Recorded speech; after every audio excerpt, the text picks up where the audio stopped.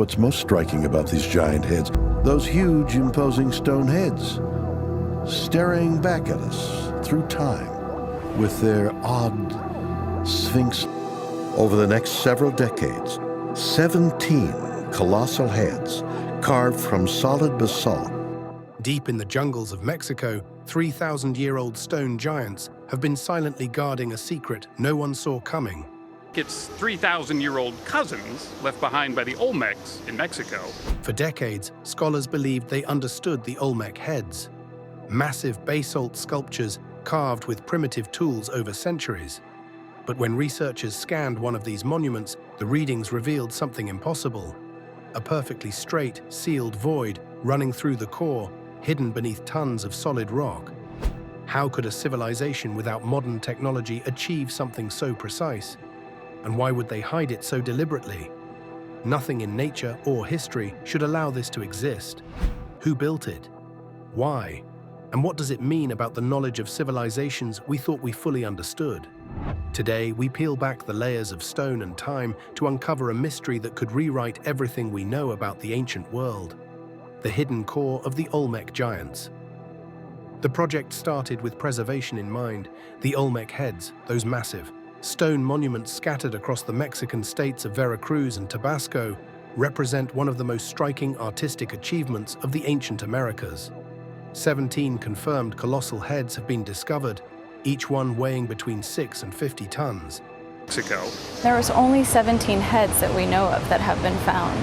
But weighing in at 7 tons, each depicting a human face with distinctive features that archaeologists believe represent individual rulers of the Olmec civilization. These monuments have survived roughly 3,000 years of tropical weather, earthquakes, and human interference. But they won't survive forever. Acid rain from modern pollution is slowly dissolving the basalt surface, erasing the fine details that make each head unique. Researchers secured funding to create comprehensive digital records before time and chemistry completed their destruction. The technology they brought was impressive but not revolutionary. Portable laser scanners that could map surface topology down to fractions of a millimeter. The scanner comes with 3 different scan modes, with infrared and laser technology.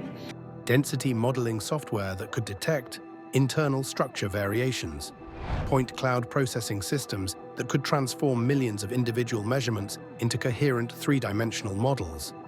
The equipment was designed for architectural preservation and geological survey work. Nobody expected it to reveal anything surprising about stones that had been studied for over a century. The AI software processing the scan data was trained to identify structural vulnerabilities, cracks that might lead to catastrophic failure, density variations that might indicate internal weakness, natural faults in the volcanic stone that could be targeted for stabilization treatment. The system was looking for problems to fix, not mysteries to solve. That's when everything changed direction. On one of the heads from San Lorenzo, the software flagged an anomaly that didn't fit any expected pattern.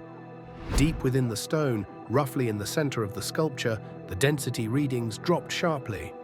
The surrounding basalt measured at typical volcanic rock density, but a specific region returned values consistent with empty space. The initial reaction was skepticism. Basalt can contain natural voids. Volcanic rock forms when magma cools, and gas bubbles can become trapped during the process, creating cavities of various sizes. But those cavities are spherical or irregular, shaped by the physics of expanding gas meeting solidifying stone. What the scanner detected was different. The void was linear. It ran vertically through the core, with edges too straight to be a geological accident. The team ran the scan again. Same result. They calibrated their equipment and scanned a 3rd time. The void remained, stubbornly present in the data, a geometric impossibility nested inside a boulder that supposedly was solid stone carved by people with nothing more advanced than hammers and abrasive sand.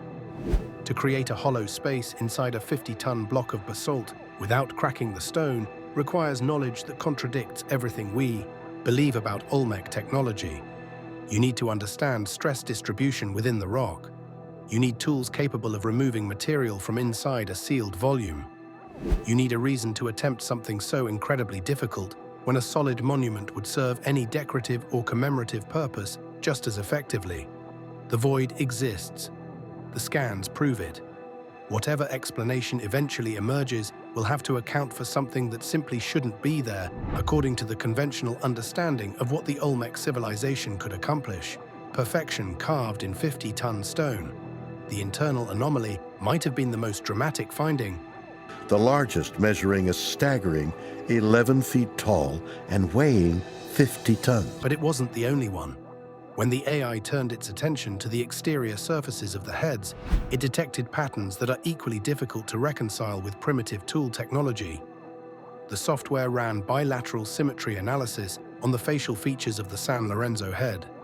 This is a straightforward test. You digitally fold the face along its vertical center line and measure how closely the left side matches the right. In virtually all hand-carved sculpture, even masterworks created by acknowledged geniuses, there are measurable asymmetries. The human hand is not a machine. Minute variations in muscle control, material response, and visual judgment accumulate across thousands of individual tool strikes, producing faces that are beautiful but imperfect mirrors of themselves. The Olmec head came back with symmetry measurements that made the researchers recheck their instruments. The distance from the center of the nose to the pupil of the left eye matched the corresponding measurement on the right side to a fraction of a millimeter. The curve of the lips followed a perfect geometric arc that repeated identically on both sides of the mouth. The facial proportions achieved a level of precision that is extraordinarily difficult to produce with freehand carving, particularly on a curved three-dimensional surface, where visual judgment becomes unreliable. To understand why this matters, consider what the Olmec were supposedly working with. Stone tools striking volcanic rock, no metal implements, no precision measuring devices, no ability to erase mistakes once stone was removed. If you chipped too much material from the left cheek, the entire face was compromised.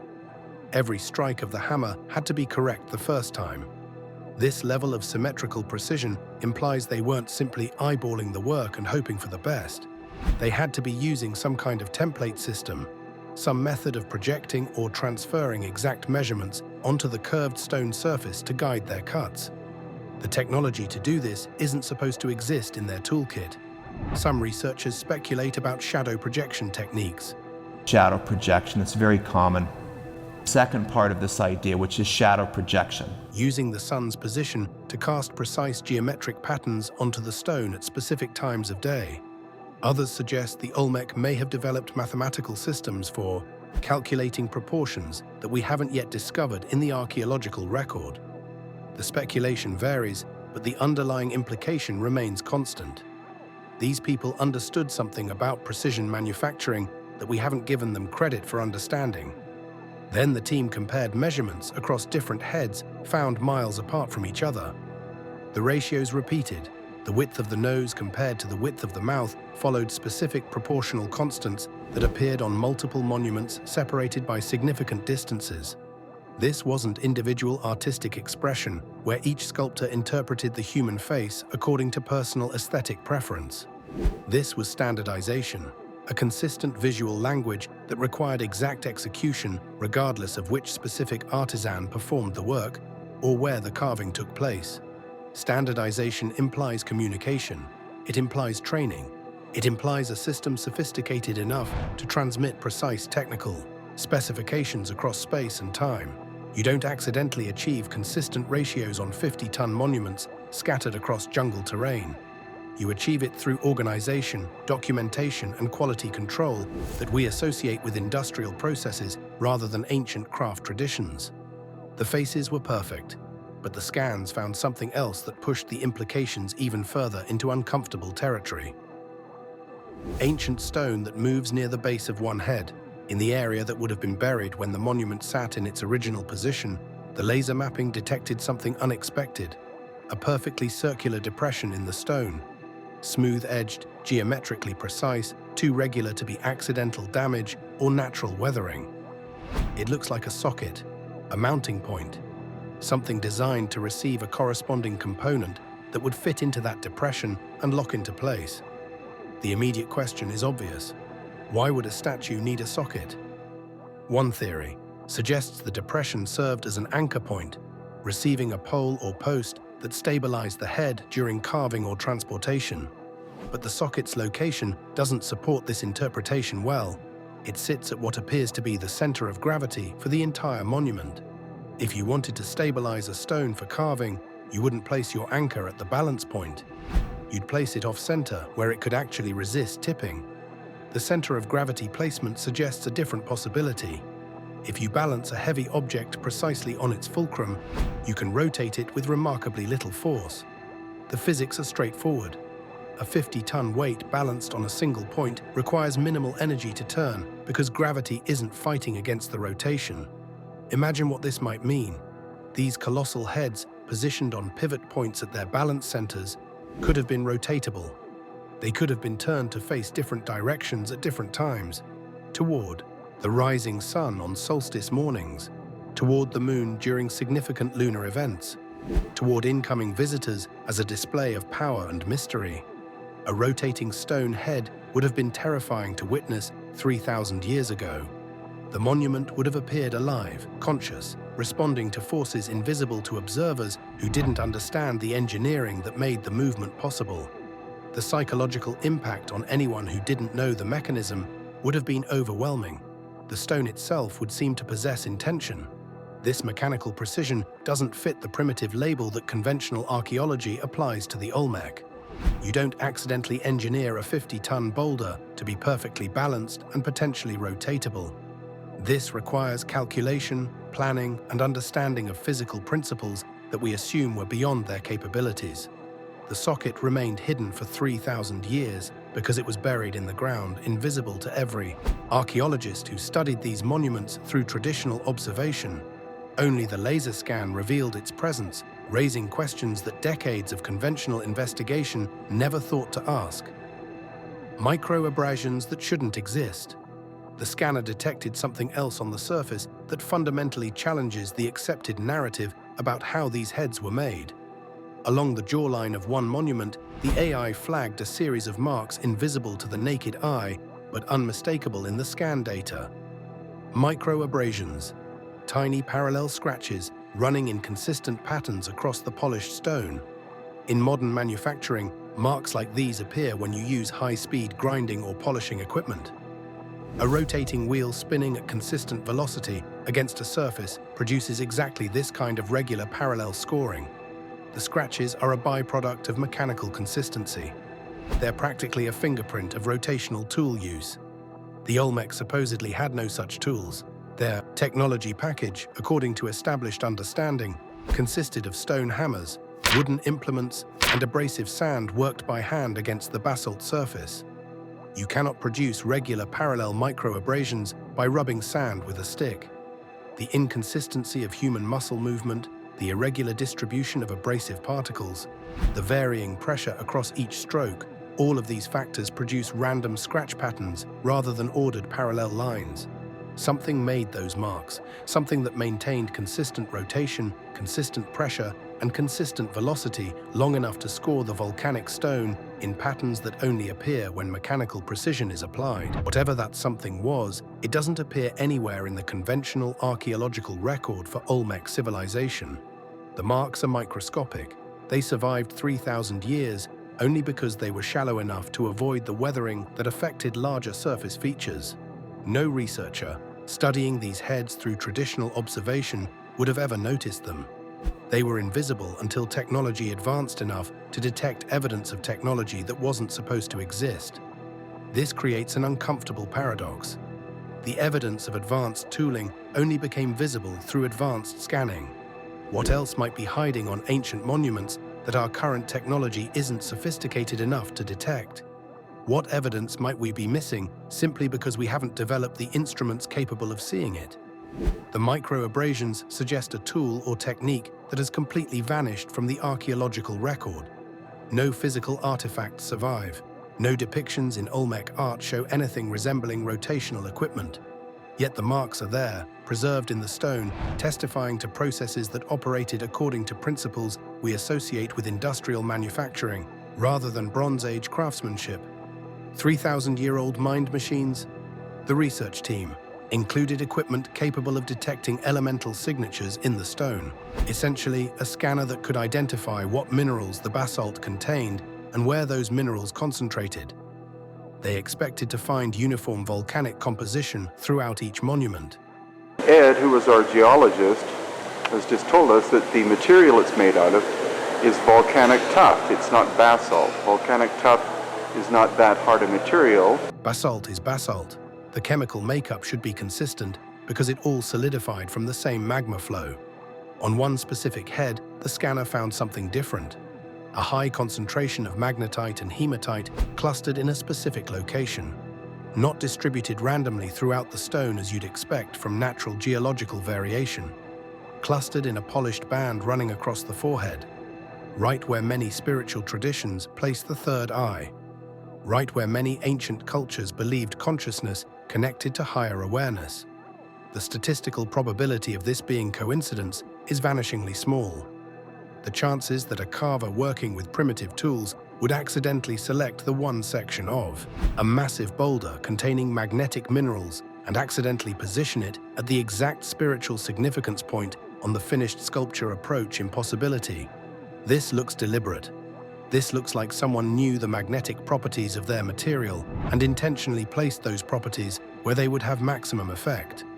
Magnetite interacts with Earth's magnetic field. A concentration of magnetic mineral in a specific location would create a localized field disturbance around that point. Anyone approaching the head, particularly anyone who came close enough to touch the forehead, would be entering a zone of subtle electromagnetic influence. The implications branch in multiple directions. The heads are often aligned to magnetic north. If the monument itself contains magnetic material oriented in specific ways, it could function as a compass marker, a geodetic reference point that interacted with planetary magnetic forces to indicate direction with Stone Age precision. But there's another possibility that modern neuroscience makes harder to dismiss. Strong magnetic fields can affect human brain function. This is documented, studied, and replicated in laboratory conditions. The temporal lobes are particularly sensitive to electromagnetic influence. Exposure can produce altered states of consciousness, vivid sensory experiences, and feelings of presence or spiritual connection. Some researchers call this the God helmet effect after experiments that induced religious experiences through targeted magnetic stimulation. Imagine a priest or ruler standing before one of these heads during a ritual ceremony. They approach the monument, entering the zone of magnetic influence concentrated in the forehead. One of the most remarkable discoveries in connection with the art of the Olmec is the presence of magnetism in a number of different statues. Their brain chemistry begins responding to the field. They feel something they interpret as divine presence, spiritual power, communication with forces beyond normal perception. The stone would literally alter their consciousness. The experience would feel supernatural because they had no framework for understanding electromagnetic neurological effects.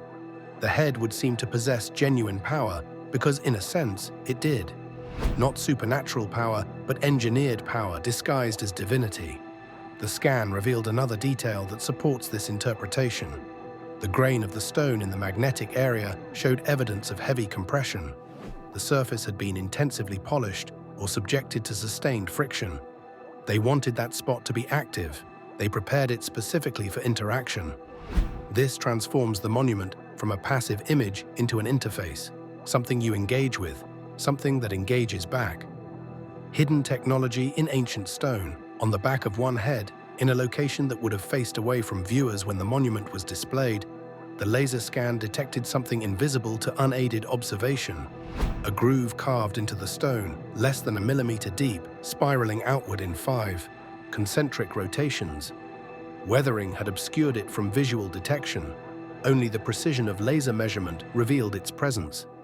The spiral is a universal symbol in ancient art. It represents energy, water, cosmic forces, the journey of the soul. Finding one on an Olmec monument isn't surprising in itself. What's surprising is the location. Hidden on the back surface where no observer would see it. Art is made to be seen. Decoration serves visual purpose. but a carving hidden from view serves no aesthetic function. It exists for the object itself rather than for anyone looking at the object. This is what manufacturers do when they mark their products with serial numbers, circuit traces, or quality control stamps, information meant for the function of the item rather than its appearance. The hidden spiral suggests the head was more than art. It was a device, and the spiral was part of whatever made it operate as intended. When you combine everything the scans revealed, a picture emerges that contradicts the conventional narrative completely. An internal void that suggests engineered hollow space, surface precision that implies mechanical tooling, symmetry that requires standardized manufacturing processes, magnetic minerals positioned at neurologically significant locations. The Olmec were so precise with knowing where the magnetic fields were that they actually carved the structure around these anomalies. Hidden markings that serve functional rather than decorative purpose. This isn't a statue, this is an instrument, made of stone instead of metal, powered by geological forces instead of electricity, designed to interface with human consciousness through mechanisms we're only beginning to understand. The Olmec didn't just carve rocks, they engineered devices from natural materials, exploiting properties of stone, magnetism, acoustics, and geometry to produce effects that would have seemed miraculous to anyone who didn't understand the underlying principles. Faces of authority. The scans revealed one final mystery that reframes everything we thought we understood about why these heads exist at all. The AI analysis of surface curvature detected flat spots on several monuments that don't fit the rounded geometry of a human head. These flat areas look like remnants of earlier shaping, sections where the stone was previously worked into a different form before being carved into its current configuration. The flat spots match the profile of rectangular stone thrones, massive ceremonial seats that Olmec rulers used to project authority. Several intact thrones survive in the archaeological record, and their dimensions correspond to the anomalous flat areas detected on the heads. The theory that emerges from this evidence is dramatic. The Olmec took the thrones of previous rulers and carved them into heads. They recycled the symbols of one person's power into monuments depicting someone else. This implies violent transfer of authority. A king dies or gets overthrown. The new regime doesn't simply build fresh monuments. They take the former ruler's throne, the physical embodiment of his power, and transform it into something entirely different. The stone that once supported his body now displays his face as either memorial or prison, depending on interpretation. The scans show tool marks that cross over each other at different angles. Older cuts underneath newer cuts. The stone was definitely worked in multiple phases, separated by significant time. This wasn't continuous construction. This was adaptation of existing material for new purposes. But the most disturbing finding relates to the faces themselves. On several heads, the facial features appear damaged in ways that don't match natural weathering patterns. The erosion on the back surfaces is uniform, consistent with millennia of environmental exposure. The damage to the faces is chaotic, concentrated around the eyes and mouths. Someone deliberately smashed these faces. They attacked the sensory features specifically. Eyes that could see, mouths that could speak, noses that could breathe. If the Olmec believed the soul of the ruler inhabited the stone, destroying the face would serve a functional purpose. Blinding the statue prevents it from watching. Smashing the mouth prevents it from speaking or perhaps cursing. Damaging the interface breaks the connection between the physical monument and whatever spiritual force it contained. They were deactivating the device, breaking the machine because leaving it operational posed some kind of threat. This explains why the heads are truncated at the neck. They're limited by the original dimensions of the thrones being recycled. The carvers had to fit the new face into the existing stone block, working around previous cuts and utilizing whatever material remained. That they still achieved perfect bilateral symmetry under these constraints makes the engineering even more impressive. They weren't working with fresh canvas. They were working with recycled material, navigating the choices of previous craftsmen, and still producing precision that modern scanning technology struggles to explain. And so the Olmec heads remain, silent sentinels guarding secrets that challenge everything we thought we knew about the ancient world. We've glimpsed the voids, the hidden spirals, the magnetic alignments. But this is only the beginning. What other mysteries lie locked within stone, invisible until the right tools allow us to see? How many chapters of human ingenuity have been hiding in plain sight, waiting for us to notice? The scans have opened a door, but stepping through it will demand that we rethink history itself and what we believed possible thousands of years before our time. The question now isn't what the Olmecs did, but what else the Earth is still hiding and whether we are ready to understand it.